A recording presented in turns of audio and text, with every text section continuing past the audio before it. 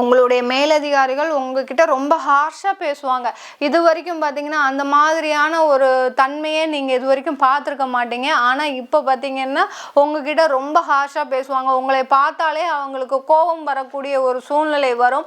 அதெல்லாம் ரொம்ப பொருட்படுத்தாமல் இந்த 3.5 மாதத்தை கழிச்சிட்டிங்கன்னா கண்டிப்பாக அந்த பதவியில் அந்த உத்தியோகத்தில் எந்த பிரச்சனையும் வராது. இல்லை அவங்க ரியாக்ஷன் கொடுக்கும்போது நீங்கள் தேவையில்லாமல் கோபப்பட்டோ இல்லை தேவையில்லாத ஏதாவது ஒரு வார்த்தை சொல்லிட்டீங்கன்னா அடுத்த நிமிஷமே உங்களுக்கு வேலை பறிபோகக்கூடிய ஒரு ஆபத்து இருக்கு கடகராசி அன்பர்களுக்கு, வெளிநாட்டில் இருக்கக்கூடியவர்களுக்கு.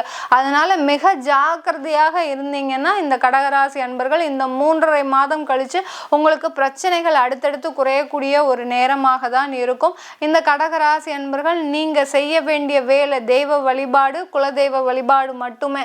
இந்த சனி வக்ர நிலை அடையும் போது எல்லா ராசி அன்பர்களுக்கும் குலதெய்வ வழிபாடு தான்